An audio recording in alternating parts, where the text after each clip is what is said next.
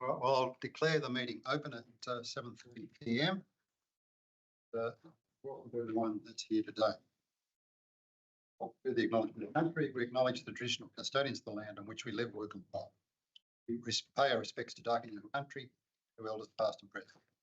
We recognise the continued connection to these lands and waterways and extend this acknowledgement to the homelands and stories of those who also call this place home. We recognise our future leader, the shared responsibility of people. Remind everyone that your image and what you say may be broadcast live. Please be mindful in your comments, statements that might harm or offend, and note the recording of this meeting will be retained online archives. Turn off your mobile phones or switch to silent. Filming and photography are not permitted. If you want to observe filming, you'll be asked to leave. I haven't got the words. I said did you? It takes a while sometimes to come through. I'll try this. This meeting has been delayed 30 minutes due to a council resolution in the earlier extraordinary council meeting. And the delayed start was due to the conclusion of the preceding council meeting. Okay. I note there are no applications, no apology. Sorry, there's no applications for remote attendance, and Mayor McKenna has indicated he won't be attending. So, has anyone got a disclosure of interest? Has anyone got any disclosures to declare? No interest. Note that there's no disclosures. Councillor Smith, you're right. Yeah, nothing to declare. Thank you. We've got the minutes of the previous meeting is item 1.6. You want to move them? A question, Chair. Or can we get them moved and second, and then you can? Okay. Yep. I'll go to minutes. Okay. Thank you.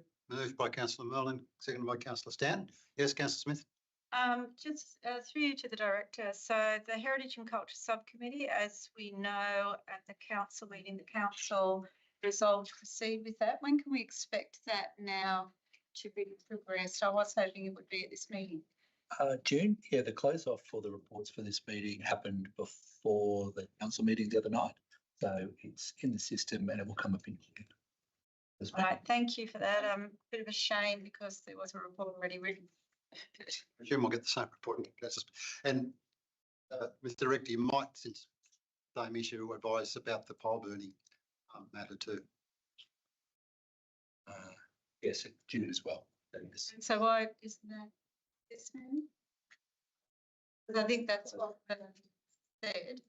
Yeah, we're waiting for the resolution at the ordinary meeting, and unfortunately the close off for this meeting happens a fair way before the ordinary meeting. But we put it in the system and it'll come to the next meeting. So it's all there. It's just this meeting in June. So sorry, can we just talk that through then? Because it sounds like that's going to happen on a regular basis if our ordinary meeting is the 3rd or 4th and then this is the 1st. So is there a way of, particularly with reports are already written, of some kind of urgency or getting them on this, or putting a placeholder on the agendas for this meeting? It doesn't happen a lot, Councillor. It's probably the first 2 times I can think that the overlap between the meetings has been so tight. Most of the time we're able to get them between the meetings, able to have them. All right, it's been moved and seconded. Any further debate? All those in favour, please raise your hand. Oh. Thank you. Councillor Merlin, Councillor Eaton, Councillor Stan, Councillor Walsh, Councillor Smith, are you abstaining? This is adopted. This is the minutes. Yeah, I think I will. It's such a terrible meeting. So Councillor Smith against abstaining. I'll declare that carried. Next item is the exception, 1.7, item resolved by exception. I'll start the ball rolling by the only two that I thought we might do by exception up to the committee is 4.6, fire safety report for Donaldson Street, and 4.10, planning proposal statistics. But if people want to talk about it, obviously that's fine. I like 4.6. Okay. And what was the other one, sorry? 4.10, planning proposal. 10? I just have a general question about that. Okay. Is there anything else anyone thinks could be done by exception? I didn't have any others, so. Chair, I could just ask my question now. Is that appropriate or? All right, so there's nothing to go by exception. I'll now try with a procedural motion to bring forward item 4.1, which is the Coal Alliance presentation, given that it is a presentation. So I'll move that, seconded by Councillor Merlin. Is there any debate or discussion on that? None like it, all right, I'll put that. All those in favour, please raise your hand. That's carried unanimously. Thank you. So, Mr. Director, you want to introduce the presenter? I'll ask Shannon if you could please do that. So I'd like to introduce Margaret from the Coal Ash Community Alliance to speak.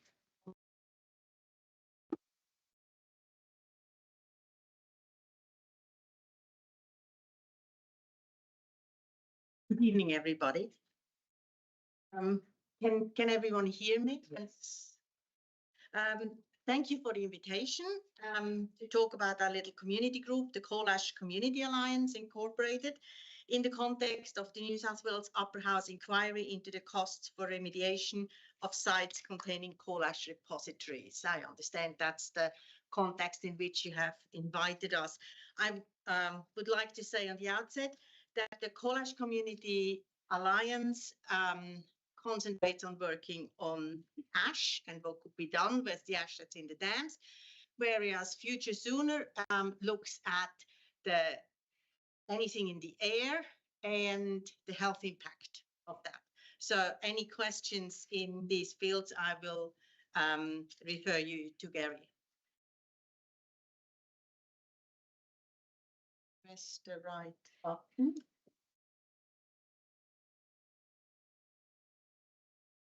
Okay, so just a first quick overview about what we're talking about. So there are about 85 million tonnes of coal ash up in the Hunter Valley. On top there, about 28 million tonnes out west in the Lithgow area, some 3 million tonnes down in the Illawarra in the south, and about 100 million tonnes around Lake Macquarie. Now let that sink in for a moment. 100 million tonnes. Okay. I'll start with a few pictures. This one looks northbound towards Wales Point Power Station, a section of the ash dam that is dry and covered in vegetation. So it can't be recognised as an ash dam on Google Earth.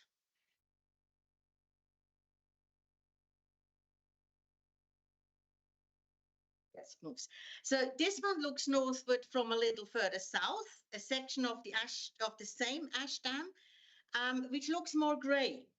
None of this can be seen in real life without drone technology, because they very carefully left a little bit of forest around. So given that this is a flat area of the country, there isn't a place where you can stand and see this. So once we had access to drone technologies, people get much more of an impression of how this really looks. Mannering Lake is used to deposit ash from Wales Point Power Station. Like any fire you have in your backyard barbecue, power stations burn coal and thus produce ash. Just lots more of it than your backyard barbecue. A few more pictures. Eraring is the second power station on Lake Macquarie, a little bit further north on the west side of the lake. And again, significant sections of the ash dam are covered in vegetation. And you can see Wales Point Power Station down there. I can't quite reach. So this is all around Lake Macquarie, 100 million tonnes. So what could be made from coal ash? Coal ash, just a few pictures that illustrate what could be done. Coal ash can be used as a cement admixture. It contains about 2/3 silica sands. So it can also be used in road construction, further to the right, in many different layers of the roughly 12 layers of freeway. About a quarter of coal ash is alumina. The ash could be processed and utilized in aluminium production. But there are also a number of critical elements in coal ash that could be extracted. Germanium is used in microchips. Titanium is used for paint pigments, amongst other things. There is also battery-grade lithium that could be extracted and important components of metal alloys. About 2% of coal ash is potassium, which can be used in fertilizer. So let's look at this through the eyes of an economist, which is my trade, with a business development lens. There were 600 jobs in power generation back in 2016 before the big wave of privatization. These jobs need to be replaced if our communities want to flourish. And processing coal ash in an industrial context to develop all this beautiful picture we've just seen has the potential to generate good industrialized jobs that could be replacing the jobs that we have been and are losing in electricity generation. So just to give you an idea, 100 million tons may not tell you much, but if we develop a facility that can process 1 million tons of ash a year, it can go for 100 years with the raw material we have. And if there is 1 part per million of a rare element in 1 million tons of ash, we process that per year, we have 1 ton of an extremely expensive element, for example, germanium, on Sunday traded at $8,500 per kilogram, or $8.5 million per ton. Okay, so in 1 year we can extract 1 ton. You get an idea. The figures are not always 1. Sometimes it's 2 parts per million or 4 parts per million, but I just stick to 1 for the example. Okay, so if we combine the extraction of this low price large quantity, if we combine the extraction of these expensive elements with low price large quantities products like the ash that can be put into road construction, the manufacturing of all of the ash in the dams becomes economically viable in principle. However, a startup in a dozen different markets, that's why I use the pictures to give you an idea of how many different markets we would have to go into, is very high risk. So it's a typical case of what we economists call market failure, which needs government intervention. But governments don't normally just move by themselves. I think that also holds for most councils I've seen in the country. So back in 2018, the Hunter Community Environment Centre asked the crucial question at the bottom, which I have here at the bottom of the slides. Okay, there are all these theoretical models. While we're talking about parts per million, the question arises, has anyone actually checked what is at the bottom of the lake in the sediments? And so they went out, took some core samples, analyzed them, and wrote the report. The report was called Out of the Ashes, and this is a picture of, oops, I might gone ahead. Actually, the last one was a picture of the launch we had at the Wandji Workers Club. And the important thing to, hang on, this is going by itself. It's not meant to. I was trying to follow you. Sorry? Kind of help it. Trying to go back, but it doesn't let me. Anyway, the When you important point about the out of the What's going on? They're driving from down here, try and help. Can you stop it at the previous slide? Is it working? The previous slide?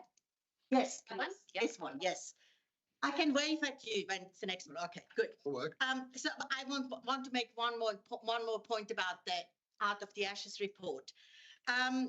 The key findings of that report have actually not substantially been questioned by anyone since. Okay, so what they did was they drilled down and looked what's in there. And so the people who heard about this, next one, met for a few times. Let me go to the next slide. It just takes a couple. Okay, there is a delay. Okay, Yes. good. The people met a few times again, and so on the 7th of May 2019, we founded the Coal Ash Community Alliance. And yeah, that was the beginning. Next one. What do we do as the Coal Ash Alliance? We spend a lot of time out in the community, at market stalls, creative actions with and without TV coverage, radio interviews, and social media. Next one. Behind the scenes, from the very beginning, we worked with politicians of all persuasions and all levels. And on the 1st October 2019, the New South Wales Upper House established an inquiry into the cost of remediation of sites containing coal ash repositories. It's coal ash repositories and not just coal ash dams, because the coal ash is also stored in old mine sites, where they cause very similar problems to what the ash dams do. Noteworthy is that despite COVID, we could force the inquiry to come to Lake Macquarie and meet the community on the lake, which enabled many more people to speak out. You can find the inquiry's website, I simply Google it, where you can find all the material that was submitted, but also the material that was submitted later in reply to questions asked at the inquiry, and some reports that were completed later. And obviously you can find the report and the government reaction. Next one, please. While the inquiry was still ongoing, we organized a big community gathering on the topic together with the Hunter Community Environment Centre. That meeting heard from scientists and industry representatives and community activists. And at its conclusion, after a day of workshops and presentations, they adopted the resolution that's hanging there in the back. We call on the New South Wales power station operators and the New South Wales government to immediately enact plans and policies to enable the comprehensive remediation of ecosystems impacted by coal ash waste pollution, including the removal of safe and safe reuse of all waste in coal ash dumps in Lake Macquarie, the Central Coast, Singleton, Muswellbrook and Lithgow. Next one. So what is the environmental issue? Size matters. Again, if 1 part per million of a potentially hazardous element is in 100 million tons of coal ash, we have 100 tons of, say, arsenic or mercury or anything else you know of that's potentially really hazardous.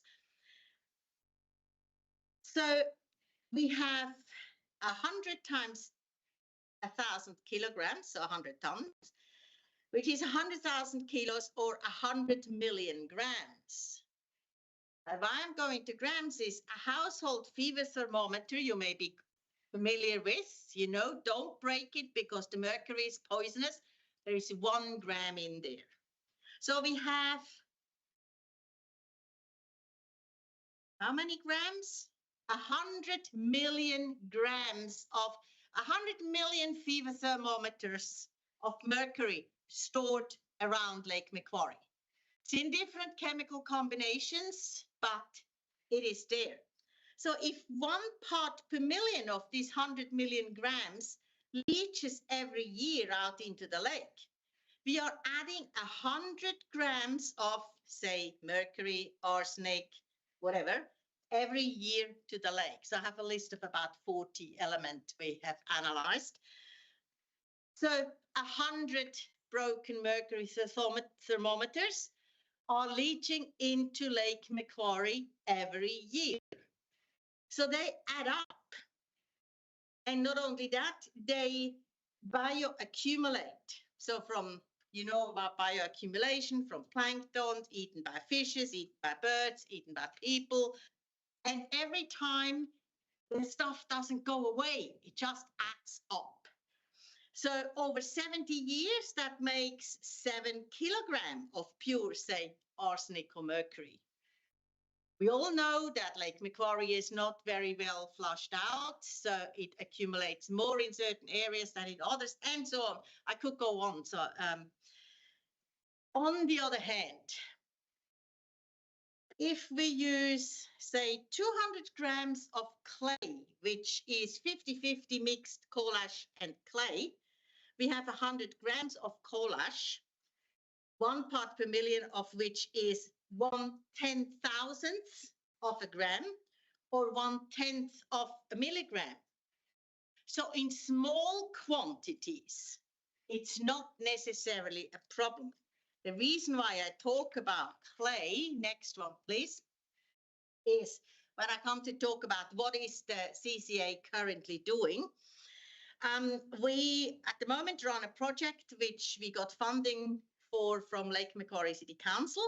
We run community workshops together with Chantal Baistow, a ceramicist and academic at UNSW, who brings a 3D printer with a 50-50 clay and coal ash mixture so that the participants in the workshop can design ceramic vessels on the computer and then print them. And then Chantal takes them away, fires them, and brings them back. At the same time, the workshop participants hear about the coal ash dams and their environmental problems and their economic potentials. It's always both sides of the coin. And the reason why there is the Wrath of Nikimpah, a mosaic of ceramic depictions of painted gum leaves. When we heard about the Nikimpah Aboriginal Women's Art Group and their mosaic Wrath of Nikimpah at the Museum of Art and Culture in on Lake Macquarie, we approached the ladies and asked them whether they would be interested in doing some hand pottery work together with their ceramicist, and again use a mixture of coal ash and clay. The reason why I'm taking so much time to talk about that is, next slide, which is the last one. I'm aware I'm taking a bit too much time. Amongst the things council can do, first, a 3D printing project with clay and coal ash. You could talk with the arts development people on council and the Gosford Art Gallery, because one of their finalist projects in their recent competition was 3D printed clay and coal ash tiles with pockets where plants can be put into the pockets and an irrigation system, and that makes a living wall full of plants. I didn't have a slide with the picture in time, but I'm sure you can envisage that. What's missing is a suitable wall, because while the project was a finalist, the wall they had at the gallery, it's the Gosford Art Gallery, somewhere the word veranda comes in. I'm sure you know that better than me. The walls they had were not suitable for the project. So they're looking for other walls. So if the planning people in council can talk with the arts people in council, you can find a suitable wall, and then you can develop a living wall where you can demonstrate something can be done with coal ash, and industry can take that up and take that further.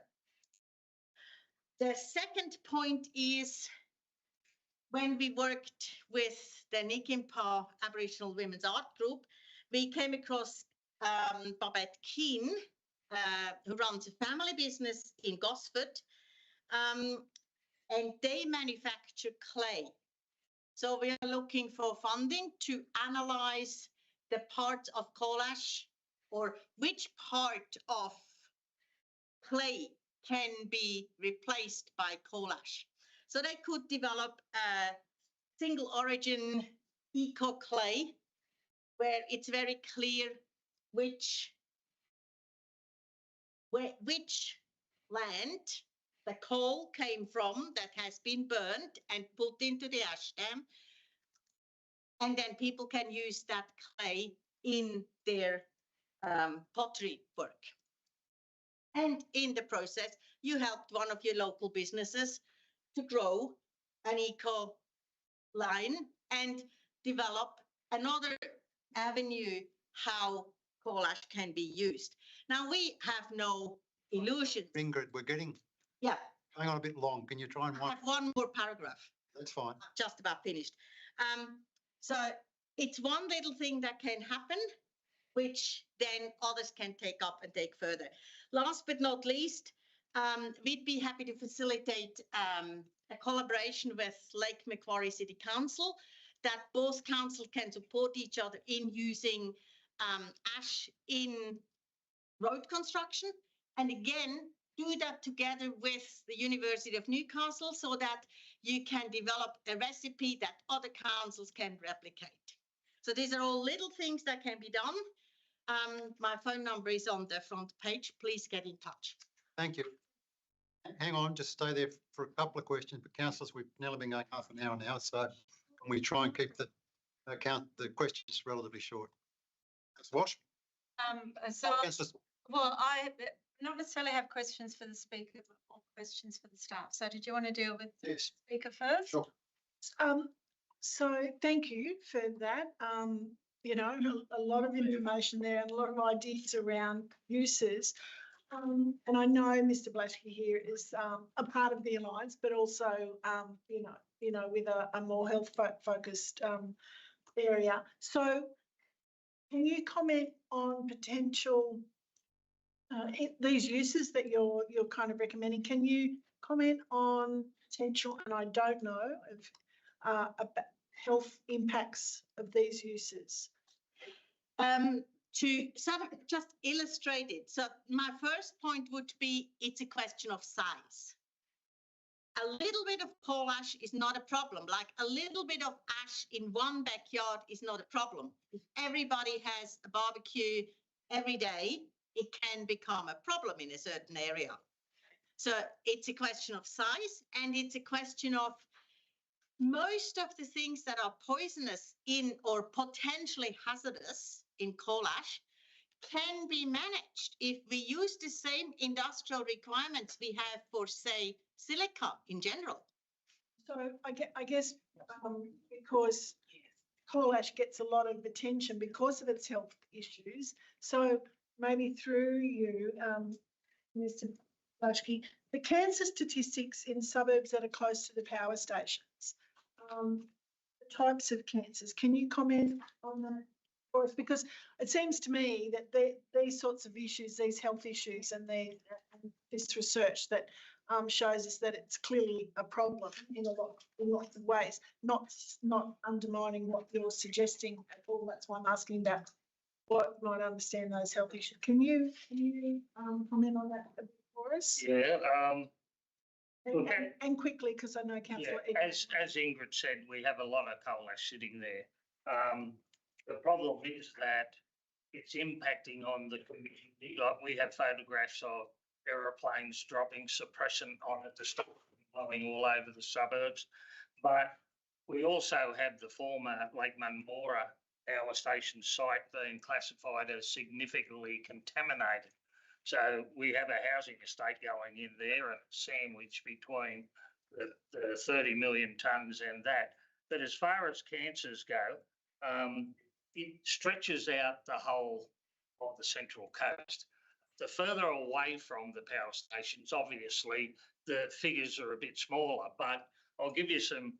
Head and neck cancer has reached 102% above the Australian average, and that's at Budgewoi at the moment. That's according to the Australian Cancer Atlas. So that's the Cancer Council. Every time somebody gets diagnosed with a cancer, you go onto a database and you can go in yourself look up the Australian Cancer Atlas, put in your suburb or your postcode, and it'll come up. Keep your answer quite. Yeah. Well, yeah, lung cancer's reached 100% above the Australian average in Gosford. Moi Moi has head and neck cancer at 60% above. Oral cancer is 47% above at the entrance. You can go far down to Wyong, 58% above the Australian average for mesothelioma. Now, mesothelioma is an asbestos-related cancer. It is in every single suburb that surrounds the coal ash dams. And where does that come from? It's not in the coal ash when they burn coal. It's actually because there's 61,770 cubic metres of illegally dumped asbestos on the Vales Point power station site. So it's blowing all over the place. That's the reason why they had the aeroplane drop. Thank you. So why I wanted to ask, why I wanted to ask those questions is because this provides so much information about, with enormous potential by the sound of it, but also in the absence of our sensitivity to the health problem issues, I think that we've got to go together rather than sort of. Absolutely, they need to go together. And along those lines, I have an amendment for, which I sent to Civic. So yeah. They do go together, and the thing I haven't stressed in this presentation is if you just dump the stuff and accumulate it, it gets worse and worse. And we have 70 years of the impact. But if you take an industrial approach and if you process the ash, yes, it needs a big investment at the beginning. That's why it needs the local, the state, and the federal government together with industry to get it going. But there is money to be made, and it can be done in a safe way. If you talk to any, If you think you've said that, Ingrid, thank you. No more. Thanks, Ingrid. You can. With a couple Yes. of things, and I haven't seen your amendment, councillor, so maybe I don't want to cut across that. So a couple of concerns I have from that and from hearing about the issue. So there's two elements. There's does the ash dam and the ash present a risk to health? So from what I've seen. Smith, you're asking a question to the staff? No, I'm going somewhere. So. We haven't got a motion yet. If you want to debate it, we need. Yeah, I can ask a question to the staff. Yes, that's fine. I was just going to say. Yeah. So it would seem that there is a risk, even if it's not a conclusive guideline as such. But the question to the staff is, with that being a growth area or an area for new development, how are staff giving consideration to that risk in considering developments, I guess, in that area? Is there a process? Is it a conscious consideration, or is it deemed as not relevant? And if that's the case, then I'd probably like to see us consider how we should properly consider it. We just ask the manager compliance to answer that. So through you, Chair, when we assess development applications that might be within proximity to any contaminated site, there is New South Wales State Protocol for assessing contaminated sites. So the first protocol is a preliminary investigation. Should that identify a source contaminant, such as power station, then there's further detailed investigations and sampling undertaken for a site. Then that guides whether or not remediation is required or whether or not the development is suitable for a particular site. And there's set guidelines on what developments are suitable on contaminated sites and the level of remediation that's required. So that is done through the DA process. Okay, so with the ash dams, do we recognise that does pose a risk? Is that right?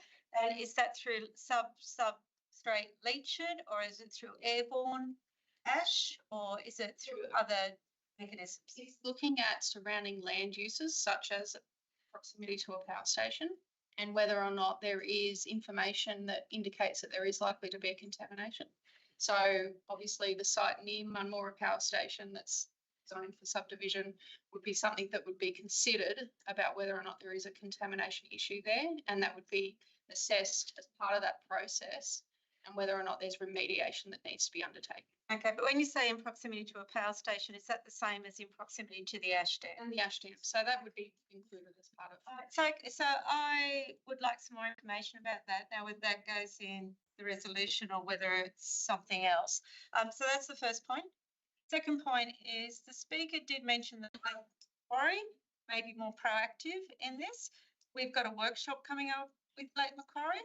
So I'm wondering if we could include a recommendation just to request at that workshop some information if they are doing some repurposing, reuse, whatever.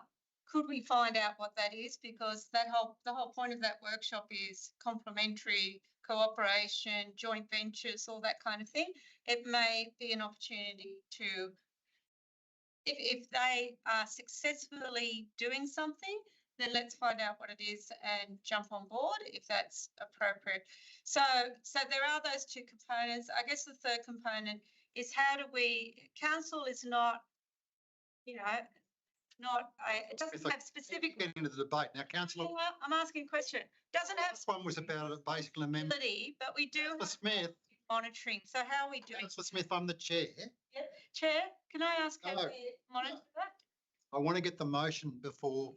Ask how we monitor that. Can you just slip it in the motion? Councillor Walsh, you're moving that's what's there. Is there a seconder for it? Seconded. Okay. And then I think councillor, Can I amend it, please? yes. So now I'm happy for you to Thank you. see if you can get consent to amend it. Updates on monitoring health assessment process and community concerns. Request at the upcoming councillor workshop, joint workshop with Lake Macquarie. Information about any initiatives Just in right. regarding reuse of ash dam or ash material. Yeah. And I'm just wondering if Happy with that, councillor Walsh? action.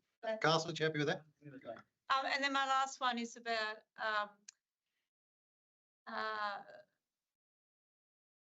so is for DAs and subdivisions on all of that, rather than just coming under the heading of contaminated land, is ash dam specifically noted in that report as a relevant matter? That's a difficult question. I haven't looked at that specifically, but it would be identified as a potential contaminant. And therefore we would then be looking at what that contamination and suitable levels that would be acceptable for a particular type of development. Councillor Smith, I can actually assist with that because Councillor Stanton and I were, I think it was last week or the week before, a couple of weeks ago, doing the Dawson redevelopment. It's a good word. And certainly there was reports about the ash dam effect, if you like, on that development. What did the report say? It got information from the Department of Health, I think, State Department of, no, it was probably actually, was it Central Coast Area Health, I think it was. Which Did the report? in short, it said that there at that particular site, there was an issue. There is an issue. No, there wasn't at that particular site. Ash dams. Oh, it's a bit more than across the road. Are you saying there was no issue or there wasn't? No, it wasn't an issue. At this time. Wasn't any? All I'm saying is it was assessed. Yeah, but my level of confidence is not high. I can understand that. But on the other hand, they're the experts, so. Well, They're not big. anyway, so could I just add a part that a memo be provided to councillors on, or actually, I'll put it as a councillor request for information. Okay, fine. Thank you. If I can ask a quick question. Yes, of course. So, I'm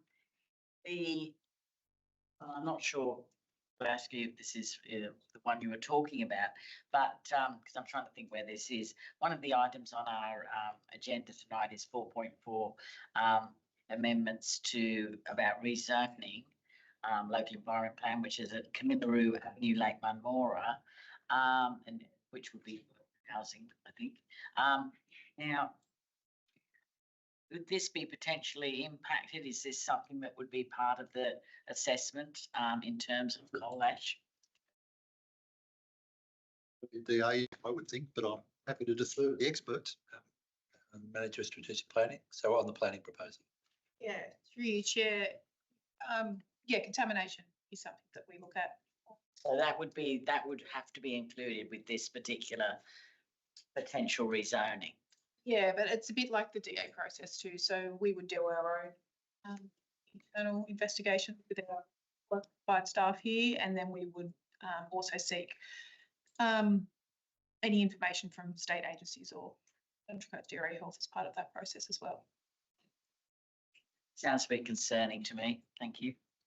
All right, any other debate? I don't get the, I would just in terms of debate, I would just highlight that contaminated lands, which probably everybody knows, is a real social justice issue.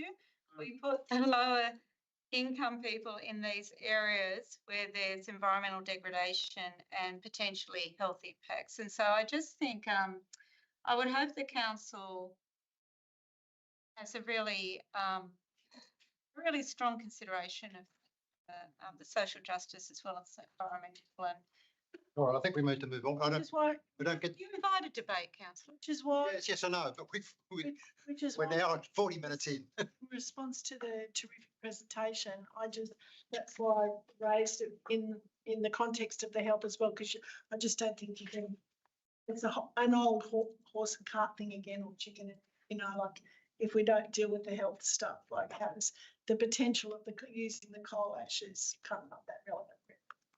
Because the health of our community has to come first. Yeah. Councillor Walsh, you are meant to be addressing. Can I just ask, is number 5 update? Oh, no, it's good. Updates to the committee. All right, I'm going to put it because I'm not sensing any opposition to it. All those in favour? Carried unanimously. Very much. Okay, yes, you're welcome to stay, but you're also welcome to go. You don't. All depends what you're talking about, not us. Not you. Thank you. All right, next item is 2.1, the deferred item, response to the notice of motion review. Recommendation is simply to note that. I'll move by councillor Merland, seconded by What is that? me, councillor Eaton. 2.1. The deferred item from the last meeting. Oh, okay, thank you. Yeah.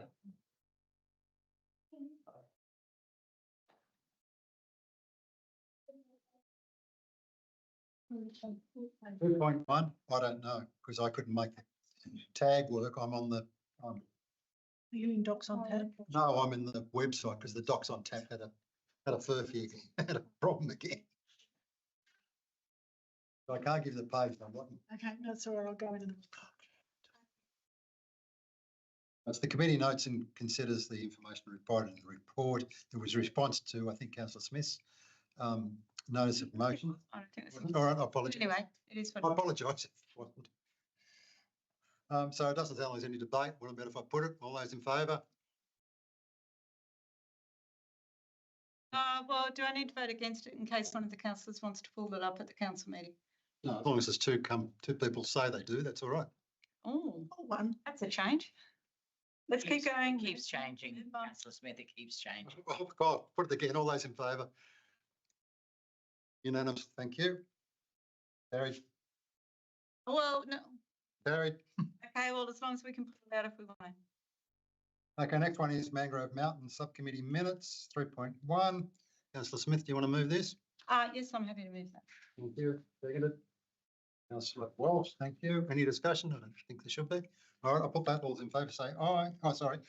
It's the old system. Put up, please hand. Councillor Stanton. Yeah, okay. That's unanimous. Carried. Coastal Estuary and Floodplain Risk Management Minutes. Councillor Stanton. We have 2. 3.2. I'm looking at an agenda that doesn't have a 3.2. Why is that? Are you on Docs on Tap or on the council website? No, I didn't. Website's easier. Yes. I agree. I think most of us agree with that. Okay, that's interesting. Councillor Stanton's moving it. Okay, yes, I can see it now. Second, Councillor Merland. Any discussion on this one? The meeting. All right, I'll put all those in favour, please raise your hand. Unanimous, thank you.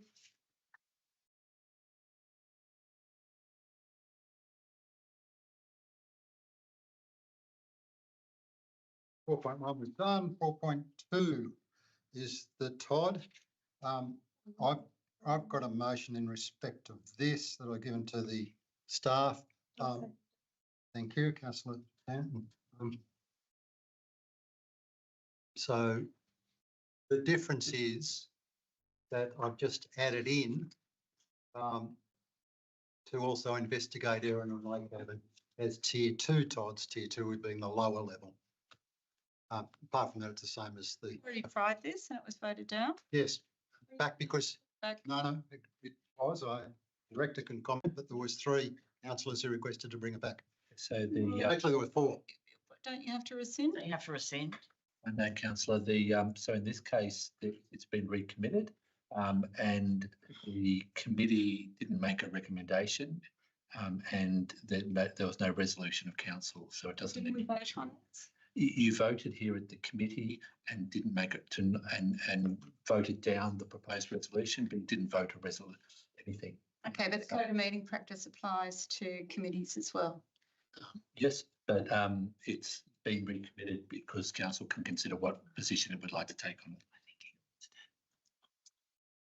I'll move an amendment and I'll come to that in a minute. Can I ask questions about this before I? Yes, it's been moved and seconded, so. The Todd at Woy Woy, I actually don't necessarily object to Todd's. I think in some ways they make sense, but I'm not sure that the one at Woy Woy does, and certainly I do think the community should have a chance to say. So my understanding of Todd's is that that they are still subject to restrictions for things like bushfire and all of that. So is there a reason that we're aware of that Woy Woy wasn't identified as a Todd? Like, is it a flood risk or is there an area? It's a Todd. This is actually about going to a higher level. Yeah, initially it wasn't. They named the 3. There was advocacy from certain people on the peninsula. So is that area flood prone or is there a reason that we're aware of? I guess there's lots of flooding. If I could maybe ask the strategic planning manager to take us through what the current flood designation is and what the differences would It's do. actually about trying. Yeah, so there's, it is a Todd, Probably doesn't. but it is a tier 2 Todd, which means that you've got the change to planning control, so it allows additional height and FSR, but the tier 1 odds were a little bit like the state-led rezoning process that Gosford is going through at the moment. So the state government did rezonings in those areas and then committed funding to deliver the infrastructure to support the additional proposed development, whereas tier 2 Todd, which we have on the Central Coast, is there's no supporting infrastructure dollars. Okay, so what does this motion do in effect for Woy Woy? Does it bump it up to a tier 1? Yeah, so seeking that we get some additional funding from the state government. Okay, but it also opens up, loosens further controls by the sounds of it. Yeah, they would have a similar level of development proposed, but it would just have some supporting infrastructure funded.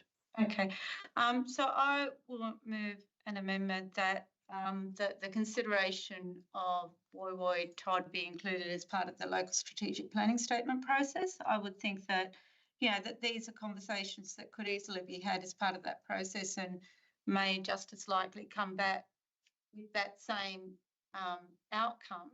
But I just think. Hang on, Smith, I'll just check, get a seconder for you. Is there a seconder? Sure. Councillor Welsh, thank you. Um, And when you get a chance, I'll get you to go and give some words to the staff. Yeah, so the amendment is the same one. And the part 2 is that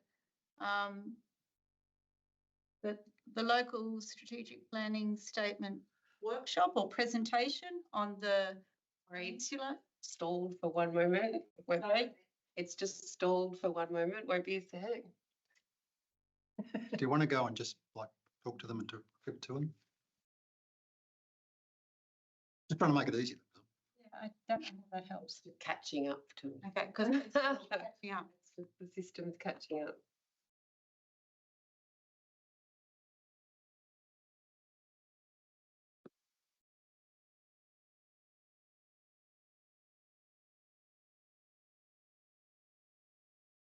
Go ahead with your part two. So the Woi Woi Todd be included as a matter for consideration in the local strategic planning, the exhibition of the LSPS and presentation. And in terms of the other ones, councillor, what were you trying to do there? I'll get them to consider Erina and Lakehaven. They're not even near a transport hub, railway. No, you're saying that transport has to be railway. Transport-oriented development, they're the two main bus hubs where all the buses change. Is there a definition or is it beyond railway? Yeah. It's transport. So, okay, so I still reject those, so I'll leave those ones off. I mean, it's not going to get up anyway, but I will leave those one off. Just leave it like, Planning, just leave it like. really bad planning. It's like just stop. Okay, so that was moved by councillor Smith and seconded by councillor Walsh. In the presentation, community consultation and presentation for the LSPS. So this is the amendment? This is the amendment. So as the mover, I'll just speak very briefly to the motion. And first of all, Woi Woi Todd is already gazetted, or it's already included. It's actually about going to a level 1 with supportive infrastructure. So I think that's got to be good. And as I say, in my view, transport-oriented development, while the state government, because there's lots of railway stations in Sydney, has only listed railway stations, here on the Central Coast, there are more transport movements at Lakehaven and at Erina, I would suggest, than there are at the train stations. Do you drive around Terrigal much, Erina? Erina, yeah. Erina Centre, Erina Fair, all the buses go there, they change around. Yeah, but And so I said, if you talk about transport movements, there would be more there. And I just think it's, if transport-oriented development is the buzzword, they should think outside of Sydney. This is a Sydney basic policy, which doesn't pay attention to other transport modes. I'll leave it at that. Is there any further debate? Otherwise, I'll put it. Councillor Miller. Question to the director. If it does become a tier 1 Todd, the public consultation would happen through the state government, part of their assessment process. Yeah, so we would write to the Department of Planning. They would then consider that. And if they were to implement it, it'd be a step amendment. The minister would have to do a step amendment and then put those on exhibition and get feedback before finalising them. Okay, well, I guess I effectively close the debate. So I'll put the amendment, Councillor Smith's amendment.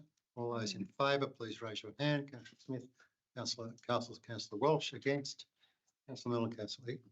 And I'll declare the amendment lost on my casting vote. I'm going to put the motion, those in favour of the motion, Councillor Miller and Councillor Eaton. Against, Councillor Smith, Councillor Walsh. Motion back. Oh, sorry, okay, yes, of course. and itself then.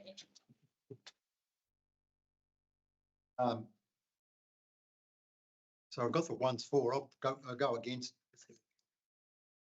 No, it wasn't a 3. No, it was added on. I know you read it on the. Yeah. So those against? Oh, against this yet? Yeah, okay, that's what I call it. So I'll declare the motion carried on my casting vote. Next item is 4.3, the Central Coast Portal and Alternate Housing Strategy. While there's a recommendation there, again, I've just made a few changes, which is actually quite simple, and it's to just delete sub-paragraph 2 and 3 under paragraph 4.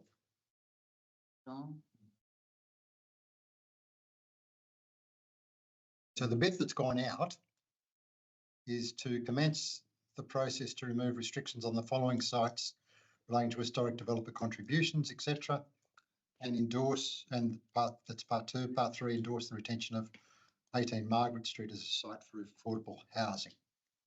So it's just taking out those 2 sub-clauses. Of course, there's a bit of inconsistency, and I might ask the director to comment in terms of then what was 4 and is now 2. Yeah, I mean, councillors, it's up to council, but the removing those two really deals with the fact that the lands were purchased using development contributions, and then before we used them for actually parking, before we used it for another use for affordable housing, we'd need to basically repay the money into the contributions account. That doesn't really have to happen yet. That can happen much later in the process. It doesn't stop you progressing how you do affordable housing on the sites. I'll move that. Is there a seconder? Seconded by Councillor Millen. Thank you. Yes. I have some questions. Yeah, sure. in regards to it.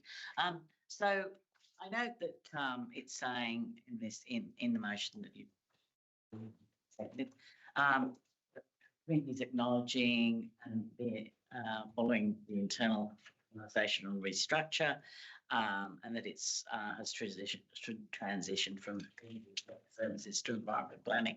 Now, I mean, I certainly have to say that I don't think any of us had the slightest idea that that was going to be happening. I'm not saying really understanding it's operational, I get all that stuff. But considering that next week, and I'm just putting this out here because I do believe this process is being done the wrong way.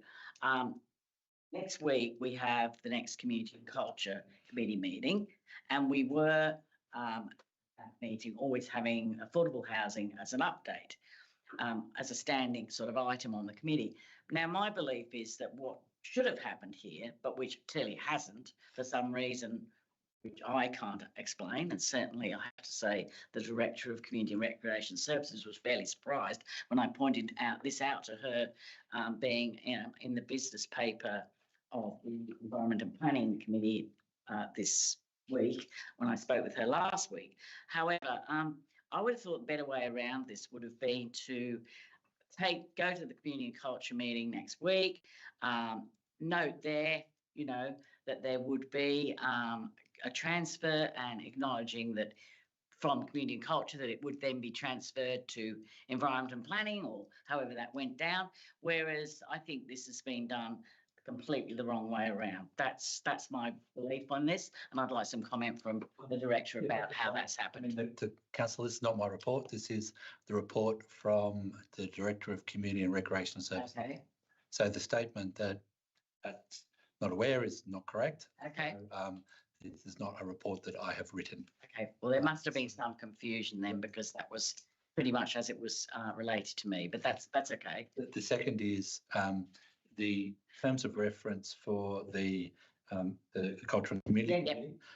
The way they're written, they define the scope as being tied to the functions that are in the business units in the Community Recreation Services. Yep. So Mel's idea was that because they're moving outside her units, the function needs to move outside the community. That makes sense. I'm not disputing the sense of it. I just felt that it was sort of even taking on board what you've said. I think it would have been more appropriate to have done that bit first and then brought it to the Environment and Planning Committee after that event. That's all. And I'll just leave that as a statement. Councillors, if you would like to, I mean, there's a number here. One says, it tells you number one, which acknowledges that sort of change that's happening at the moment internally. But number two is whether you're comfortable accepting the transfer for the affordable housing update from the Culture Committee to here. If councillors didn't want to proceed with that and wanted to do something alternate, that would be up to councillors. Yep. Well, I'd like to move an amendment then that number two, that the transfer of standing report affordable housing update is brought to the next Community and Culture meeting happening next week for consideration and endorsement and potential endorsement. I'd like to get rid of two and put that there instead. If I have someone who would second that. Thank you. Well, I'd actually like the whole recommendation to go to the Community and Culture Committee, be referred to them for their concurrence or endorsement. normally a matter that would go to them and maybe they can have input into where it should sit. That is as an amendment as well. How would you write that as an amendment? So Councillor Smith? happy with your two, maybe three, refers the report of the following sites to the Community Culture Committee. Not the site, it's the actual topic. Refers 3 and 4 to the Community Culture Committee, and 5, quite frankly. But until there is consensus and agreement about role and the responsibility, if it was previously in the Community and Culture Committee, it would seem that there needs to be some discussion there to see where this should sit.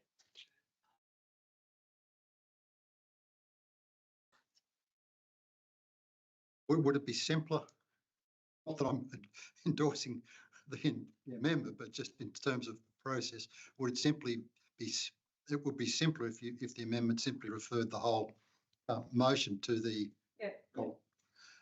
Was it Community and Culture Committee? Yeah. Yes, I'm happy to accept that. Just trying to make the words simpler so we can be quicker. So that's moved by Councillor Castles. Yeah. Could I just have a question through you to the. Sorry, hang on, just get a seconder. Councillor Walsh, is it? Or Councillor Smith? Councillor Smith. Councillor Walsh, okay. The director. Just this whole report.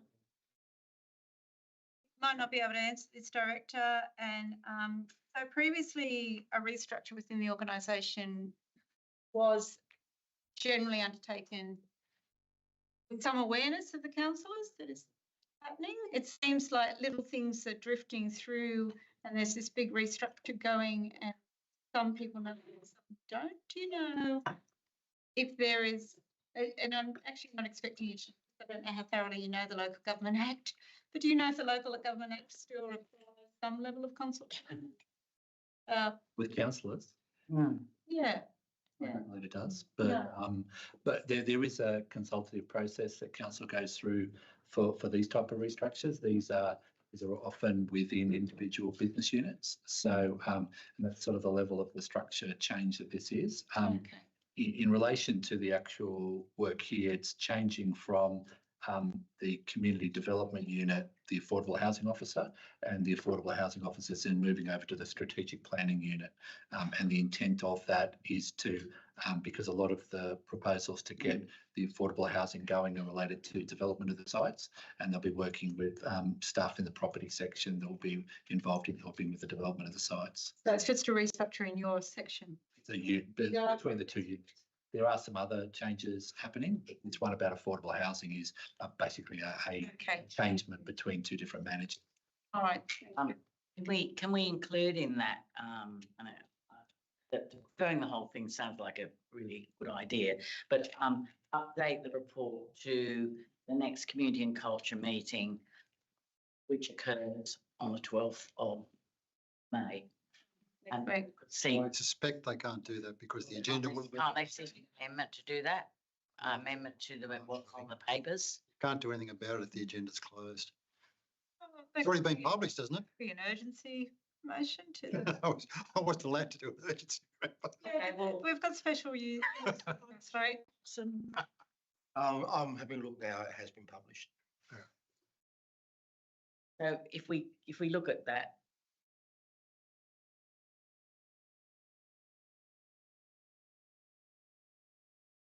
No, it is. It doesn't rule it out, Councillor Castles. No, that's what I'm just thinking. I just don't want it ruled out definitely for the next meeting. Having said that, I would get too excited because I'm not sure you're going to get the support. I'm not getting too excited. I never get too excited in these rooms. All right, I'm happy to leave it at that.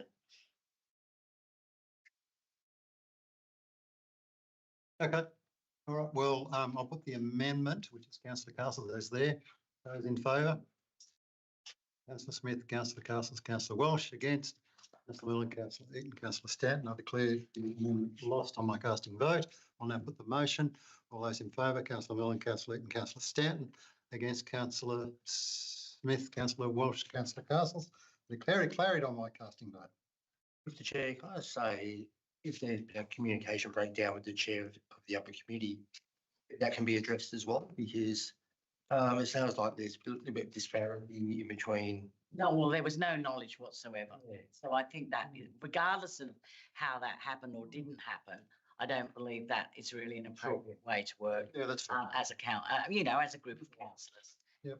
Because, you shouldn't have to suddenly go, oh, right. That's something I no had some idea. courage of, and I don't. And I mean, that's okay. I mean, I'm not. No, but I think that should be noted. Could have just been addressed with that motion. Yeah, Against it. yeah. Oh, the motion is a lot bigger than that, councillor.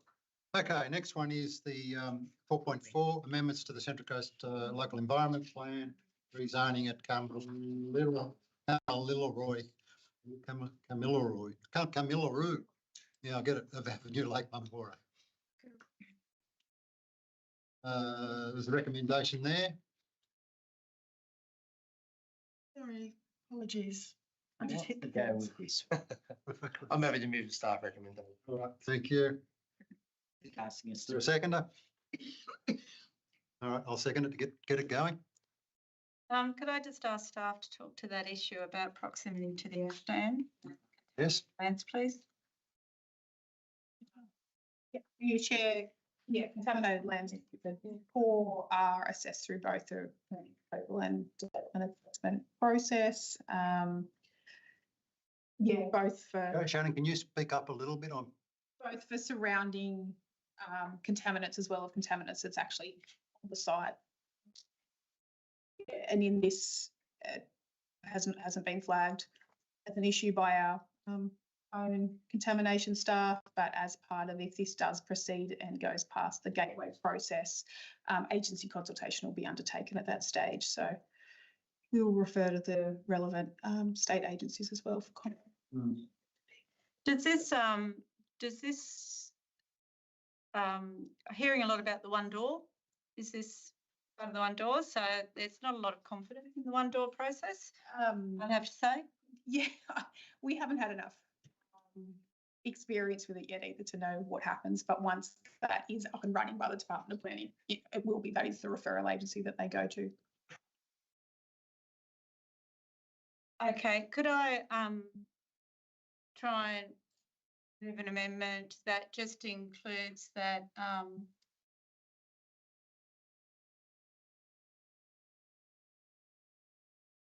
oh, no, that's okay. I'll just vote against it. Yeah, thank you. I had a question as well to the director or to Shannon, whoever wants to answer it, or through the director anyhow. Why is the zoning proposed RE2, which is essentially a recreation zone? Allow caravan parks in RE2 and manufactured homes are municipal use under caravan parks. Yeah, I understand that's why it's technically allowed, but it doesn't really answer the question of why this was decided to be an appropriate zone, because effectively, if you read all the objects of the zoning stuff, it's meant to be recreation, and this is clearly a pure residential use. So to me, it should be an R2 zone. But I did have the discussion with the director, and he says, well, it's not us to us, it's kind of the applicant that has nominated this zone. Yeah, and it is consistent with how all our manufactured homes are zoned. They're generally on RE2. That's where the permissibility sits. So that would be the plan for if it should go ahead. The plan is, and I know the area pretty well, so the plan would be for another one of the manufactured home sort of parks, environments, if you like, villages. That's what this would be for. It wouldn't be for sort of individual houses on individual lots and all that. So it's actually for that specific purpose. Can you tell me whether, for example, when these things are being considered, and particularly in considering the potential of coal ash and other things that could be a problem in the area, is it also taken into account people who will be working on the site, should it be, successfully get through all the hoops, and maybe they're building, helping to build things. The workers taken into account who would be working on those sites as well in terms of their health, not just the health of the residents who would move into those homes after it's complete? Do you know what the go is with that?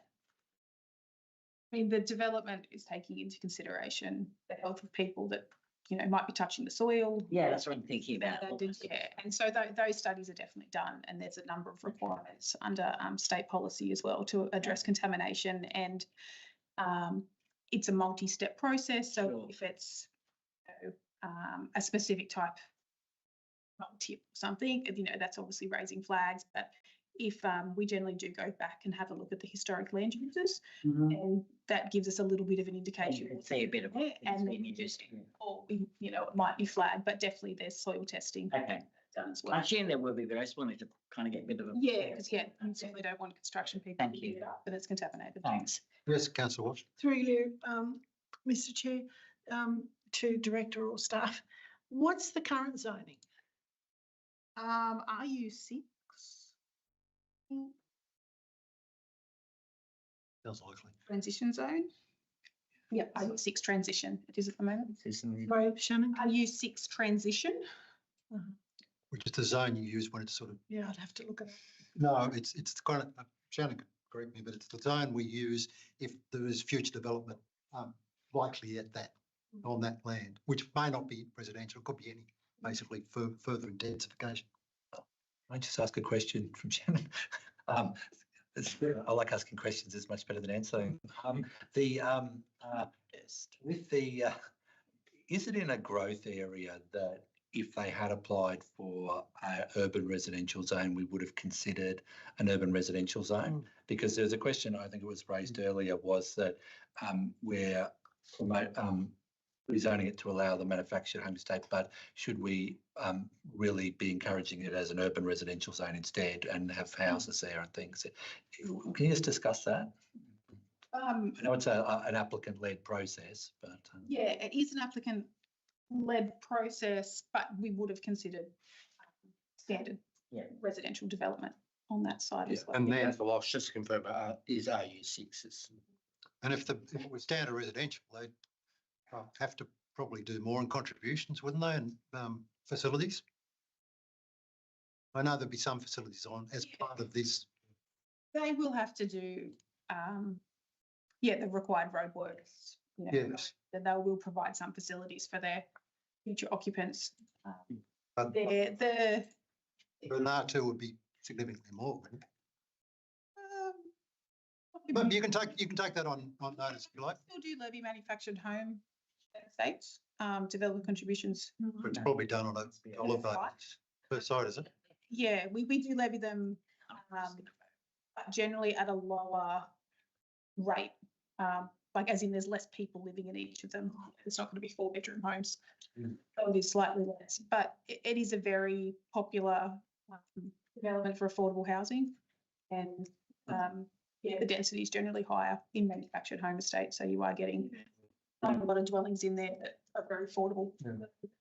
And is there a policy on the number of mobile home estates in a particular area? I've got a vague feeling in Wyong that there might have been towards the end, because there's an awful lot around Lake Memorial. Yeah, no, there isn't a policy at the moment. Does, Caps numbers. do you know if other councils have policies about that? The state government probably doesn't run a policy at the moment with the need for housing and especially with smaller homes. Yeah, Because you're getting very dense development in an area that doesn't have a lot of community facilities. All right, anyhow, it's been. Councillors, can I just note, we just changed the top of the resolution just to say that the committee recommends that council endorse. So it's just, we'd written it the wrong way at the start. So. All right, is there any further discussion on it? happy to change. All right, I'll put the motion. All those in favour? Councillor Eaton, Councillor Merlin, Councillor Stanton, Councillor Walsh, Councillor Castles. Against? Okay, abstaining. I declare that carried.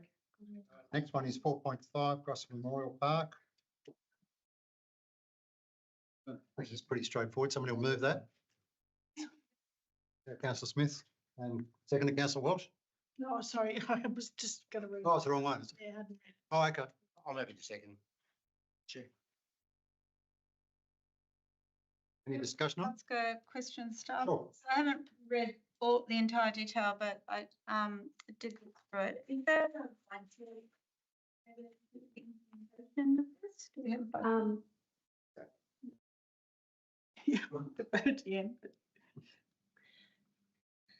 The component that has been allocated is the master plan or the grant opportunity. So we've already commenced that planning process. So that's well underway. Community consultations already occurred on that, and the draft master plan is at 50% control. Okay, and just I won't spend too long because I don't want to get too much into the detail. But one of the outstanding issues previously is the tree roots there, and the trip has they present. How does the master plan deal with that? Because the trees stay. So the conservation management plan talks about the significance of the different trees, and then the master plan taking that information is looking at all those things, opportunity for those. So there's different levels of significance. Some are exceptional, some are neutral. There's different levels. So there will be some trees proposed to be removed, but that's actually consistent with the CMP because the area actually had these important view lines out. So the feedback has been we've got to re-establish those view lines. So depending on the significance of those trees. So that will be done and recommendations made within the master plan as well. Okay. All right. Thank you. Any further discussion? I'll put all those in favour. Unanimous. Thank you. Carried. Next one. 4.5 fire safety report from the street. Again, somebody want to move the recommendation? Councillor Smith, second. I'm second, but I've got a question. Yeah, I think there'll be some questions. Really So second by Councillor Merland. I was extremely concerned to see this one. So this is the Twin Towers, the new Twin Towers in Gospel. So can staff talk to it, please? Council. So this is notifying you that the fire and rescue New South Wales have provided us together. We've then inspect the site, and they've required the VOCO to do a few changes to the fire safety and my understanding is they're relatively minor sort of teething issue type matters. So, and my understanding is they're being addressed. Okay, and how often do they get fire inspections? Is it like a place like that? Oh, this is the first one. How frequently? It's annual, isn't it? Sorry, with the inspections, it's an annual inspection report, but this is because fire and safety were called out to the site. Called out? Why were they called out? Just gone to the site and because for some reason, maybe there was an alarm or something. They inspected the site and then sent a letter to council saying we're concerned about fire safety, and then we follow it up. So it just notifies you that we're doing that process. Right, I would just flag that it is concerning for such a new site. I mean, I hope it is something minor. I'm not across the detail, but I also note that some of those rooms are used for disability clients. So I would be very concerned if there was a lax approach to some of this when it would be quite serious if there was anything amiss. Thank you. Yeah, Councillor, I can assure you this is fire safety is taken really seriously by council building surveyors. They inspect the site and they require changes to happen immediately, and they need to be done in a certain amount of time. Wasn't questioning the staff, was questioning the operator. Oh yeah, but it's in this case. I've had a meeting with the section manager for building surveying, and he went through the details. It seemed to be a range of things that were going to be fixed quite easily. Thank you. Yeah, it's fine. On Smith, if you look at the letter that's attached, it sort of does give a little more detail about the what it's all about. I must say, I shared your concerns. Yeah, I mean, even if they're minor, you'd expect a brand new building. Oh, I'm shocked. Yeah, shocked. All right, I'll put all those in favour. Unanimous, thank you, carried. Next one is 4.7, fire safety report at the entrance. Again, the recommendation is there. I could maybe talk to this one. We'll get the recommendation up then if we can. Maybe Second for the recommendation. Councillor Stanton, thank you. Okay, yes, Mr. So in this case, This is a rather urgent matter and be issuing orders this week around smoke detection devices, and there'll be a requirement that they're approved immediately, and we'll be requiring a full fire safety audit building. It's a sort of a motel building, a Largo, and that normally there'd be a process and you get the next report, which would be the end conclusion of it. But this is an urgent matter, and I'll be issuing, just letting you know, councillors, that I'll issue orders this week for this property. Any further discussion on this one? No. All right, I'll put it.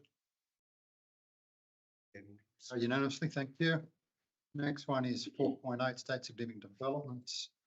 Again, I have made an addition to this, so we can have that brought up.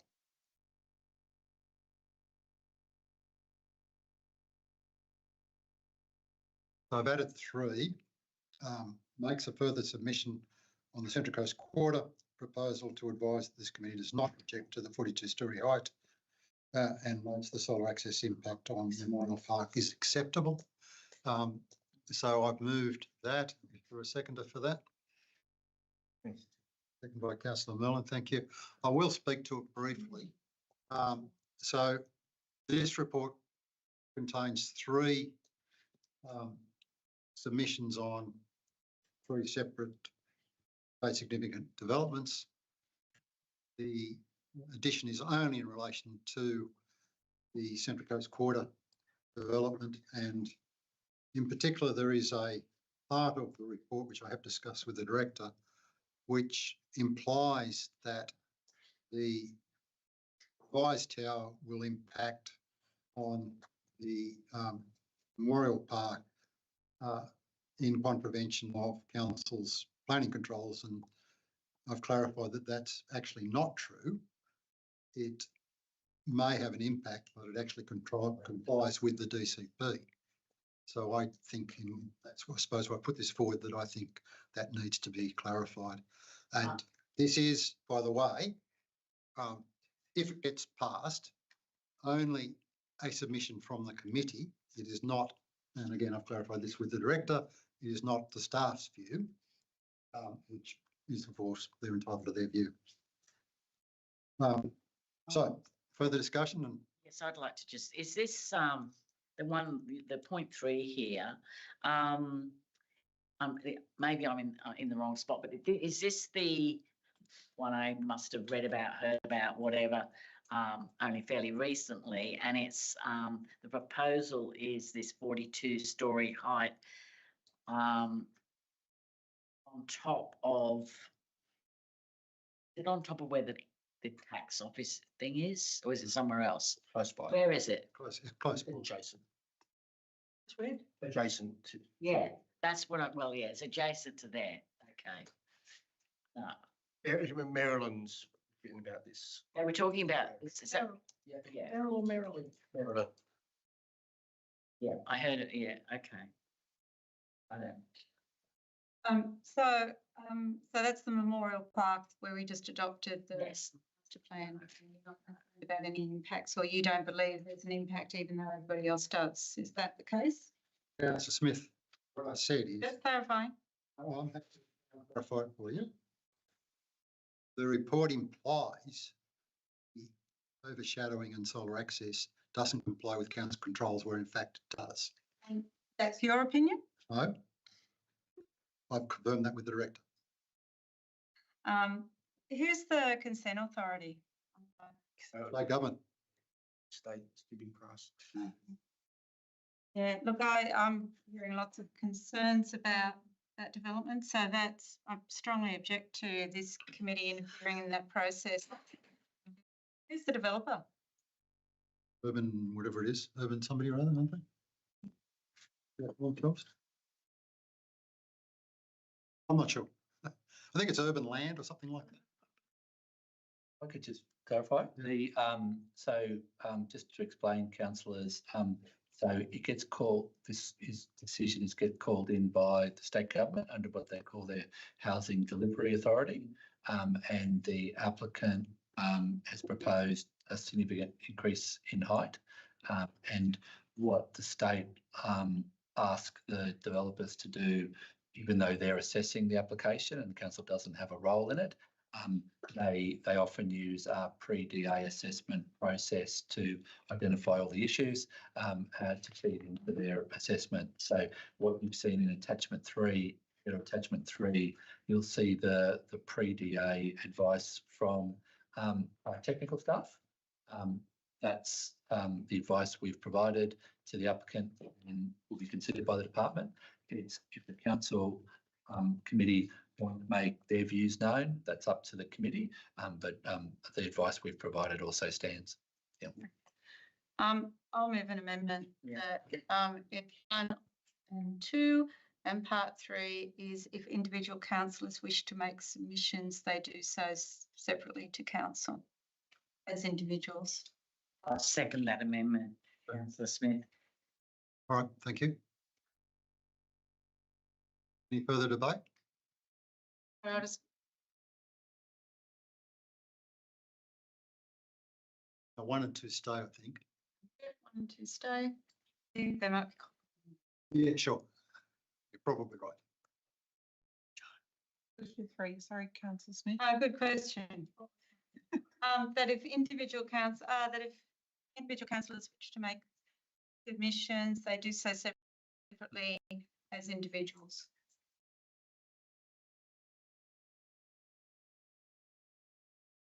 Or notes that individual councillors make submissions as individuals.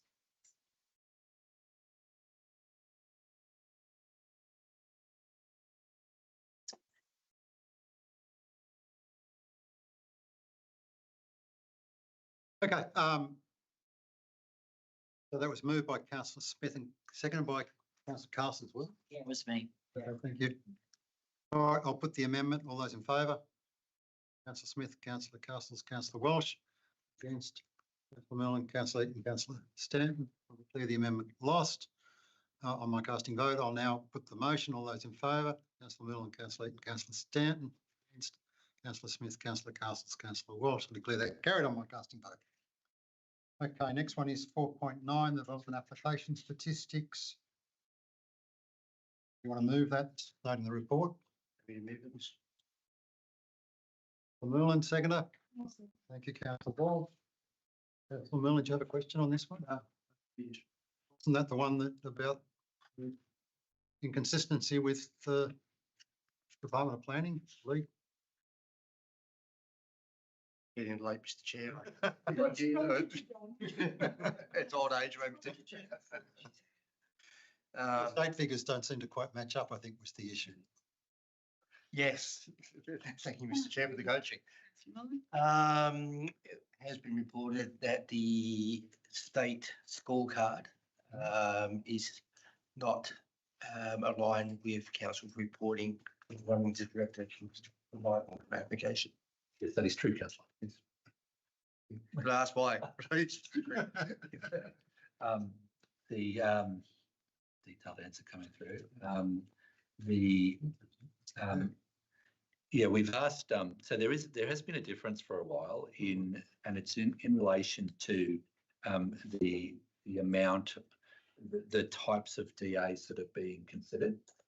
The figures that you have include variation DAs that we track, and also I think section 8.2 reviews, which are review of a council decision. So our figures include those times in the figures. Our understanding is that the department don't include those in the figures. So it's sort of slightly counting slightly different things. Recently, we've asked the department to clarify their methodology, and they've agreed to provide that, but we haven't seen it yet. And then we're going to make sure that we've got similar figures, aligned. At the moment, we're just counting everything. They're counting a subsection. We're not 100% sure exactly. Fantastic, thank you. All right, I'll put that then. All those in favour? Unanimous, thank you, Kerry. And the last item, 4.10, only proposal statistics. Again, it's just a report. Can I, sorry. You moving it, Councillor Smith? No. Okay. Moved by Councillor Milne? Well, actually, no, I will move it, but I'll move it part two. Could we, what I'd like is the table to include a column that identifies the consent authority for each of these. So I have a second for that. Is that Yeah, that's okay, I think. okay? Just a clarification, the two at the bottom states state assessed planning proposal. Yeah. We can make that clearer, yeah, and then the rest for us, it's just the two bottom ones that Yeah. we can make that clearer. Who is the consent authority? Are they all the same consent authority or are they? The bottom two are the department planning and the rest of it. Okay, all right. Oh, hang on. The bottom two? The child plan. Carry Oh, on, Summersby. Don't know. Councillor Stanton and I, we just had it on the two jargon junk ones. So at So the regional planning panel, that still exists the moment, and you're still on it? yeah, for the next few weeks, I think. Yeah, it will be the timing, whether they'll go to the. Can that be made clear in reports? Yeah.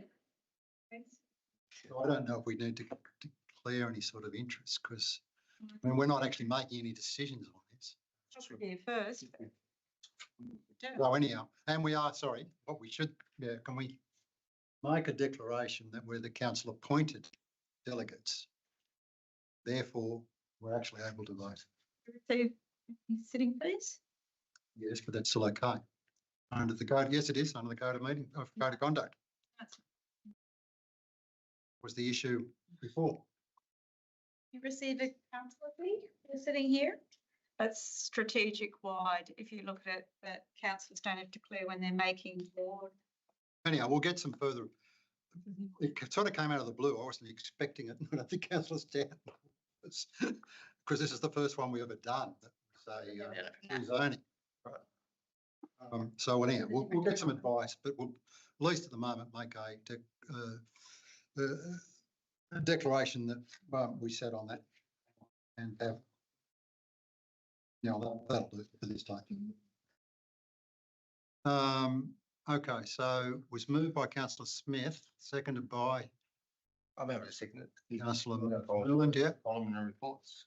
Is there any more discussion on it? Not, I'll put it all those in favour. Carried unanimously, thank you. And that's it, isn't it? Just before closing the meeting, you've got councillor McGregor there as absent, but councillor McGregor is absent, but he isn't a voting member. There was some technical Yeah, reason. so you might It want. doesn't actually go into the minutes. I don't know. The minutes? Okay. Keeps bleeding out, keeps going back. All right, I declare the meeting closed at 9:03 PM. I think we've done very well. Nice done. Thank goodness. It's better than. Yes.